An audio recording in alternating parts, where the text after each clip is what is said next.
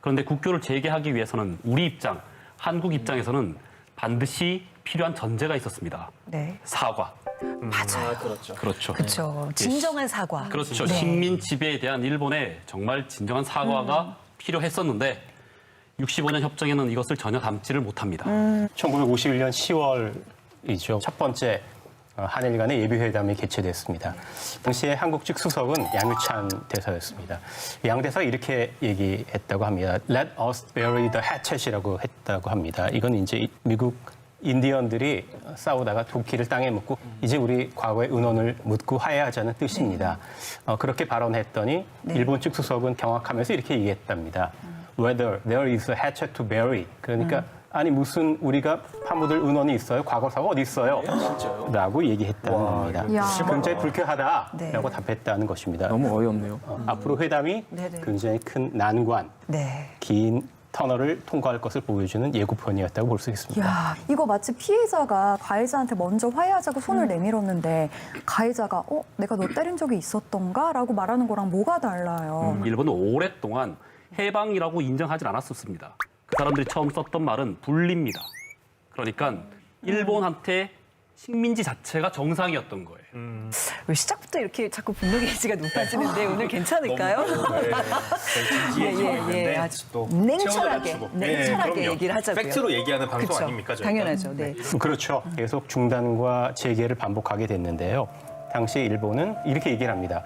한국에 살던 일본인들이 재산을 모두 다 놓고 왔으니까 우리도 한국에 대해서 청구할 것이 있다. 역청구권을 주장하게 됩니다. 뭘 청구한다고요? 역청구권이요? 아니, 두부간 무슨 뭐 가옥, 공장, 선박 뭐 이런 걸 돈을 내놔라 돈을 이런 내놓으라는 거잖아요. 얘기잖아요. 지금 적산에 와, 대해서. 이건 진짜 너무 말도 안 되는 말이네요. 네. 아니 35년 동안 지금 뭐 와우. 네. 물자를 포함해서 인력 그리고 네. 또 수많은 사람들 전쟁에 동원해서 또 목숨까지 잃은 마당에 다시 우리한테 돈을 달라라고 요구하는 게 이건 정말 상식적으로 납득하기 좀 힘든 일 아닌가 싶어요. 이거 마치 대차 대조표 그려봐서 누가 어떻게 받아야 되는지 한번 따져보자 이런 말인데 솔직히 말해서 진짜 가치 있는 건 돈으로 액수로 표현할 수가 없잖아요. 그럼요. 그 전쟁 당시에 동원됐던 분들에 대한 고통 같은 것도 억만금을 받아도 시원찮을 네네. 판인데 근데 왜 자꾸 교수님한테 자꾸 그러세요? 제일 많이 아시니까. 교수님이 지금 하시는 게 아니잖아요, 어머니. 정색을 하면서 달려드네. 53년에는 네. 이제 다시 회담이 재개됐는데요. 이번에는 일본 측 수석이 구오다 가니치로라는 네. 사람이었습니다. 이 사람은 또 이렇게 얘기를 합니다. 일본의 한반도 지배가 한국인들에게 유익했다. 우리는 한국인들에게 해줄 수 있는 모든 것을 다 해줬다라고 하는 식민지 시해론 같은 것을 주장했습니다. 그래서 사실은 이 발언으로 한일 회담이 4년 반 동안 중단되게 되는 것입니다.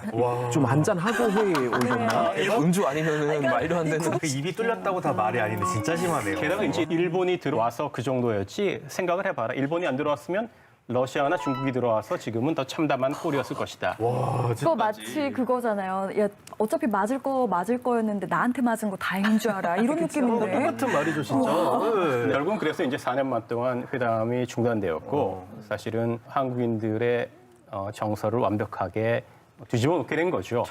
사실은 일본으로서는 과거사의 문제들을 인정하거나 해결할 어떤 의사도 없었기 때문에 사실은 일본으로서는 어떤 방식이든 약간의 돈을 주고 문제를 해결하겠다 생각을 굳히게 됩니다. No, you can't talk about the British Empire without considering India. And it's an interesting case. It's a rising superpower. It's becoming the most populous nation on earth. It's a little uncertain in its democracy at times, but it is a democracy. And I often think to myself that it may not have been a democracy if Britain had not in the end shown them what democracy was. The record's not all bad. They could have left a complete shambles and a dysfunctional state. Yes. So what did the British do for India? First of all, they created it because when the British arrived in India, in the subcontinent in the 1700s, it was a mosaic of different states, different princely states, speaking a variety of languages.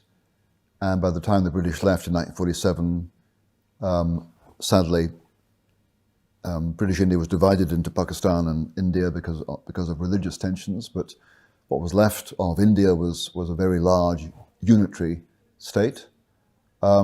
in which English was widely spoken, at least at certain levels, so there was a linguistic coherence. And so insofar as India now is thriving economically, the fact that there is a common language and a common state and a common market must bear some large responsibility for that. But also in terms of the rule of law, I mean, the Indian civil service under the British had a reputation for very high integrity.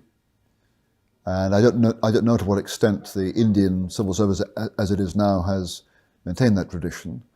But if you want conditions for that are attractive to investors, then the rule of law, a lack of corruption in government, a large common market, and a common language, English helps enormously, is very attractive. So, although it's true that the current vigor of the Indian economy owes a lot to the abandonment of socialist policies, which the immediate post-independence Indian governments adopted.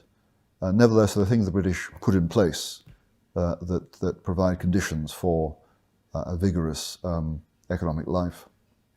And it does raise the question, I think, as well. You often hear this story, this line that the West is responsible for the dysfunctionality of former colonies today.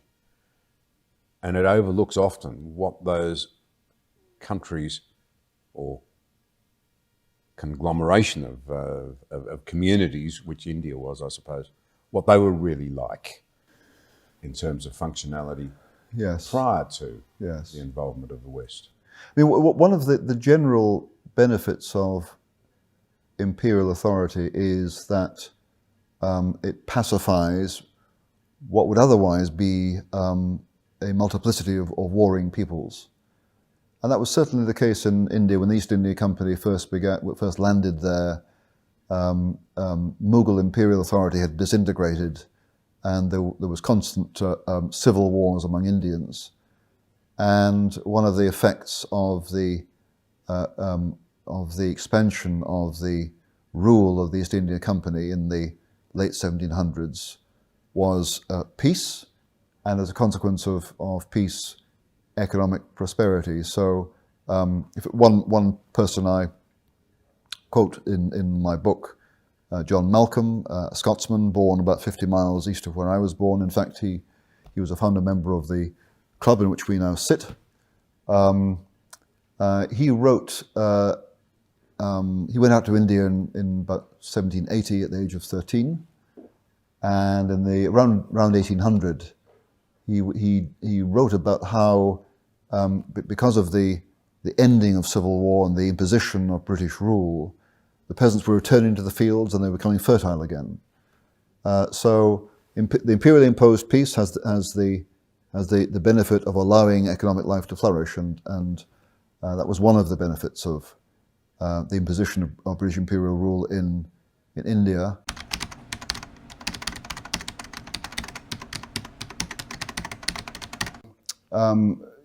We've had an obsession with colonialism and British colonialism in particular, and I've noticed that empire has been a feature of human history since almost the dawn of time. People with non-white skins, Arabs, Indians, Comanche, and others were doing empire long before Europeans did it. Why the obsession with European empires? Why the fixation on British empire? And I interpret it as being an assault on the record of the West. So for all those reasons, partly historical, then domestically British political, and then more broadly, international politics, I wanted to write this book and to put the record straight.